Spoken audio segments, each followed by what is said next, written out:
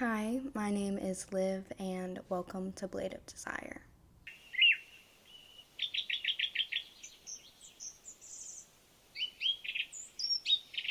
Coming up tomorrow, at least tomorrow when I'm filming this, there is a full moon in Scorpio. And Scorpio, of course, is such a transformative sign in and of itself, and it can teach us so much about ourselves and who we are as a person.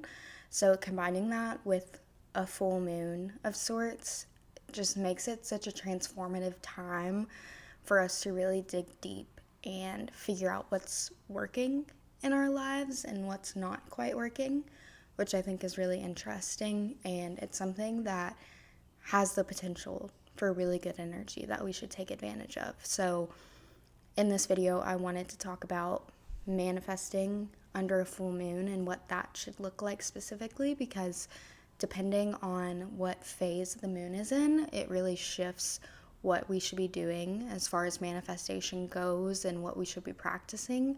So I wanted to dive deeper into that today and discuss that a little bit further, especially with this great full moon coming tomorrow. So manifestation in and of itself is so important as it is. I think it helps us on a general level to stay aligned with our goals and our values and what we're looking to do moving forward. And manifestation, and I have a video on this as well, is just such a good tool for helping manifest and make our dreams become true, but also keep us aligned and keep us on track with what we're moving toward. I think that it's especially transformative when we align our manifestations and our schedules of manifestations with the moon cycles, because each moon phase brings us such an important value to our manifestation and brings us something different. So just because we're doing something under a full moon doesn't mean we should approach it with the same exact technique that we would a new moon. And that goes for all the moon phases across the cycle. It's not just new or full moons. Like I said, I actually specifically have a video on this and how this kind of works, so I'll leave that linked down below for you all if you're curious. But I'm just very passionate about the moon phases and what that means exactly for manifestation. So let's kind of dig into what a full moon looks like and what we should be focusing on tomorrow for the Scorpio full moon.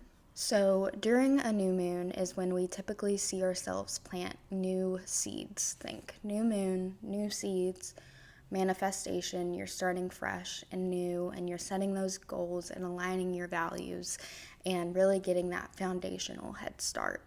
Now, when we have a full moon, if we kind of follow this cycle and set intentions on the new moon, the full moon is all about reviewing our progress thus far and looking into what we've discovered so far, how things are working, how things are not working, and we're kind of realigning our systems and the way that we approach things to better ourselves moving forward after this full moon. So that's why the full moon is so important, because it allows us to purge what isn't working anymore, and we can take on a new avenue or a new path, which is really exciting. New and full moons and all the moon phases are typically exemplified, I would say, by the idea of planting a flower and watching it grow. So if you want to think about it from that perspective, a new moon is like you're planting the seed, and a full moon is like you're watching it bloom. So you're seeing everything you've done thus far, the watering, the soil, the plant, the sunlight, all of those things, you're putting them together and you're watching the flower itself bloom. So again, it gives you that opportunity to look inward, see what's working, see what's not. And again, specifically for tomorrow, with Scorpio being such a transformative sign with such amazing transformative energy, we're going to be able to purge what's no longer serving us and make room for growth and self-betterment. I think that it is really important to have rituals that you complete with yourself during new moons and full moons, because it helps to ground us in our own bodies and in our own lives. I think even if rituals aren't really like a spiritual thing for you, it's good and almost metaphorical in a sense of entering certain phases of life and being able to set that physical moment as a new chapter or a fresh start or a pivot or whatever you want this full moon to be for you. Rituals are really important to signify that. And I think that even if you aren't a very spiritual person and you don't find yourself looking to these things very often, just the act of performing said ritual is good for getting your mind in the correct mental headspace and kind of notioning that this is a new beginning or this is something I'm working towards. And so that's the value that I think rituals can provide, even if it isn't necessarily your go-to thing or something that you're used to. Again, there's a lot of value in it, and I think that that is worth something. The number one thing that I recommend for especially this full moon specifically is the idea of journaling and writing down your manifestations. And I think it's important for a couple of reasons. One, because it allows you to get everything out on paper that you're thinking about, whether that's what's working, what's not, your experiences thus far, your feelings, all of that. You can get it out. It'll help you to better make a game plan and release what's no longer serving you because you're getting it out of your body, you're getting it out of your system.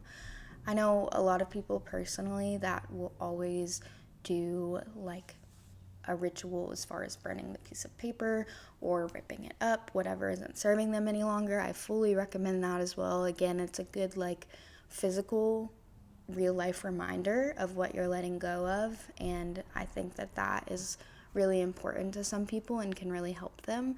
So just sitting down, journaling through it, writing through what you're focusing on right now and what your goals are about, that is what's going to serve you best during this time. Of course, this is a no-brainer essentially, but I do highly recommend making moon water during any full moon. You can do this by setting some water outside, making sure that it's in the moonlight, and then the next day you can really use it however you like. I know some people use it as a manifestation technique. They write their manifestation on a piece of paper and put it on the cup that they're drinking from to kind of signify the start of that manifestation or the start of that new routine. So that's totally an option. You can kind of use it to like anoint yourself almost. I know people kind of use it like that. Or it's good to have for plants, for example, to water those and set new intentions and manifestations.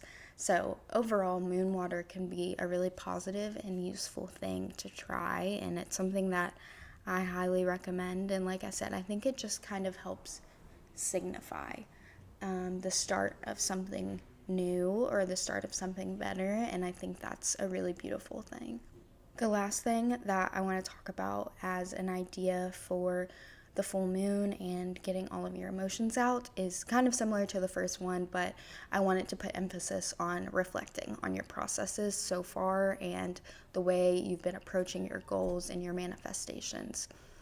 Again, the full moon is all about, again, watching the flower bloom, seeing your manifestations so far, seeing what's worked, what hasn't, and you can't do that without reflection. So I highly recommend journaling prompts that allow you to be reflective in nature and allow you to review your life since the last new moon in Scorpio or the last full moon, depending on how you're cycling your goals. Overall, this is just really important to slow down and ground yourself. And this is a perfect time to do it as well. Mercury's in Taurus, so again, writing is a very grounding thing for us, and it should work to ground us. And Scorpio is so transformative, and it wants us to dig deep and really look into what isn't helping us, because that's what Scorpio is about. It's about that idea of digging deep. So reflection during this time is going to be exactly the energy that this full moon is bringing, and it's going to be so important for us. Overall, this was a pretty quick video, but there was just some important notes that I wanted to talk about in order to fully feel prepared for this full moon tomorrow, and I hope that this sort of helped you guys to prepare as well, and you can use these techniques on any full moon.